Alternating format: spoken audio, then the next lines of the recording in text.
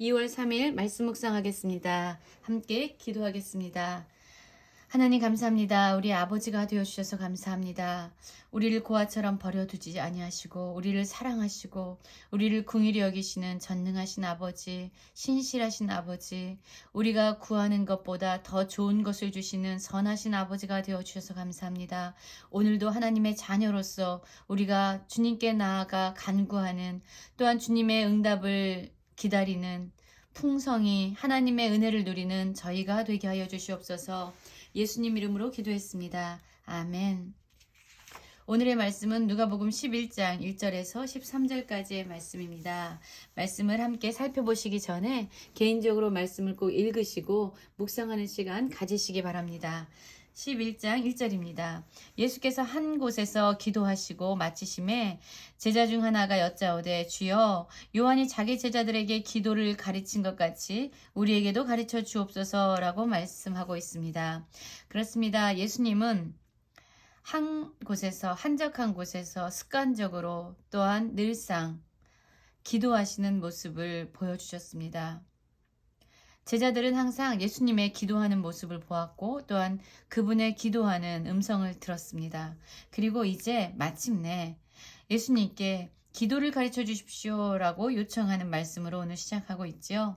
그래서 예수님께서는 그들에게 기도를 가르치십니다. 2절에 보면 예수께서 이르시되 너희는 기도할 때 이렇게 하라 라고 말씀하고 있죠.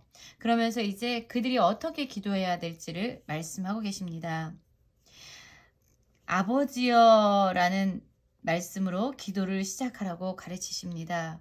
이 하나님 아버지가 바로 우리가 기도를 올려드려야만 하는 그러한 대상이지요. 여러분, 하나님이 우리 아버지라는 것을 믿고 계십니까?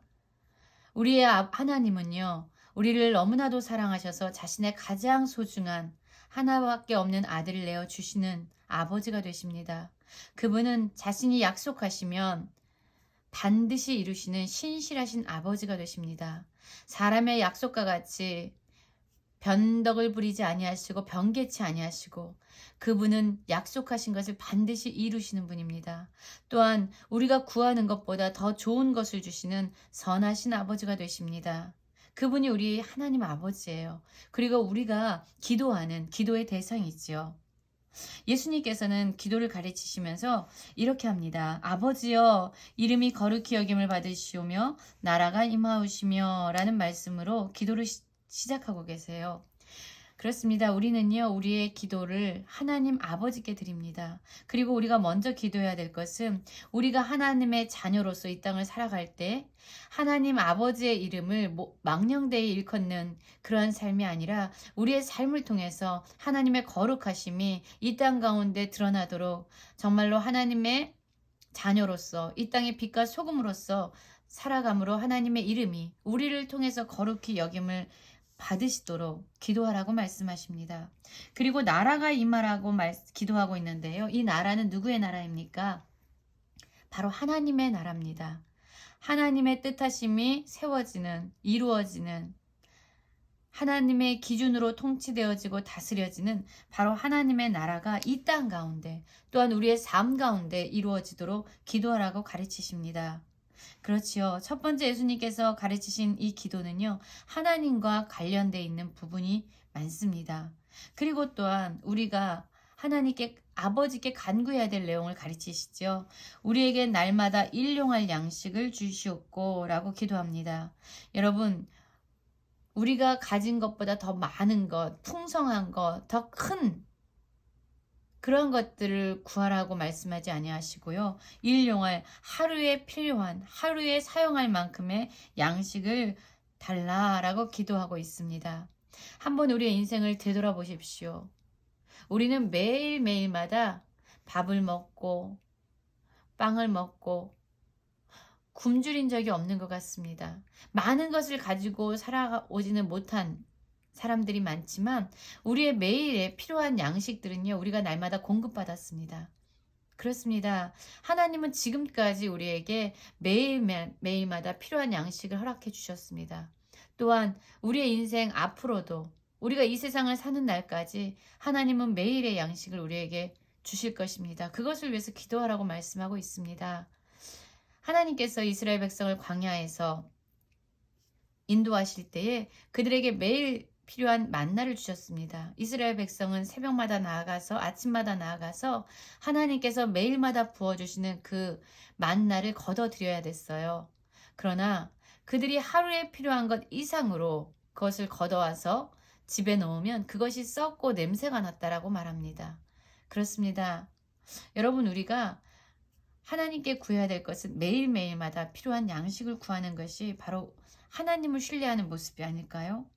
4절에서 보면은 이렇게 기도하라고 가르치시죠. 우리가 우리에게 죄 지은 모든 사람을 용서하오니 우리 죄도 사하여 주시옵고 라고 기도합니다. 여러분, 사실 이 용서라는 것은요, 우리 사람의 힘으로는 할 수 없는 것입니다. 이 용서가 가능할 때는요, 바로 내가 하나님으로부터 얼마나 큰 용서를 받았는지를 경험한 자들만이 용서할 수 있는 것이에요. 하나님의 은혜를 경험하고 하나님의 사랑을 경험한 자만이 사랑과 은혜를 흘려 보낼 수 있습니다. 오늘 예수님께서 기도하라고 말씀하시는 것은요, 정말로 우리가 엄청난 죄인이지만 하나님으로부터 엄청난 은혜를 받은 자로서 우리의 삶 가운데서 하나님의 은혜를, 하나님의 용서를 흘려보내는 삶을 살게 해주셔서 우리가 더 깊이 하나님의 용서를 깨닫는 삶을 살게 해주십시오 라고 기도하라고 가르치고 계세요. 그리고 우리를 시험에 들게 하지 마옵소서 하라 라고 말하는데요. 여기서 시험은요, 바로 템테이션, 미혹당하는 것, 유혹당하는 것을 의미하고 있습니다. 여러분, 사단은요, 우리가 처해 있는 상황과 환경과 우리가 부딪히는 사람들과 우리가 겪는 어려움과 문제들을 통해서 계속 우리로 하여금 하나님과의 관계로부터 떨어지라고 멀어지게끔 우리를 미혹합니다. 그러나 이와는 반대로 하나님은 우리가 처한 모든 상황과 모든 환경과 모든 문제와 어려움을 통해서 더욱더 하나님께 가까이 나아가서 그분께 간구하는 삶을 살도록 우리를 인도해 가세요. 우리는 이 사단의 속임에 미혹되어서 하나님을 멀리하지 않도록 날마다 하나님께 나아가서 기도하는 삶을 살아야만 합니다. 그리고 예수님은 이것을 기도하라고 가르치셨습니다. 그리고 이 뒤에 나오는 내용은요, 간청에 대한 내용이 비유로 설명되어지고 있습니다. 예수님은요, 이렇게 우리가 무엇을 위해서 기도해야 되는지 가르치신 이후에 우리가 어떠한 태도로 기도해야 되는지를 또 말씀하고 있습니다. 그러면서 이 비유적으로 설명을 하고 계시는데요. 만약에 우리에게 어떠한 벗이 있다라고 생각해 봅시다. 그 벗이요, 자신의 집에 친구가 찾아온 거예요. 근데 이 사람이 자기가 나눠줄 먹을 것이 없는 겁니다. 집에서 살펴보니까 먹을 것이 없어요. 그래서 바로 그의 친구인 우리에게 온 겁니다. 우리에게 왔어요. 근데 이미 저녁이 늦어서 우리는 침대에 누웠습니다. 자녀들과 함께. 문은 잠궈 놓고 자고 있는데 이 친구가 와서 자꾸 문을 두드리면서 얘기를 하는 거예요. 친구야, 우리 집에 내 친구가 왔는데 그에게 먹을 것을 주려고 했는데 먹을 것이 없다. 그러니까 떡 3덩이만 나에게 주지 않겠니? 라고 계속 간구하는 거예요. 그래서 처음에는 문은 잠갔고 나는 이미 내 자녀들과 침대에 누워있다. 그러니까 돌아가라 라고 얘기했는데도 불구하고 이 친구가 계속 문을 두드리면서 간구하는 겁니다.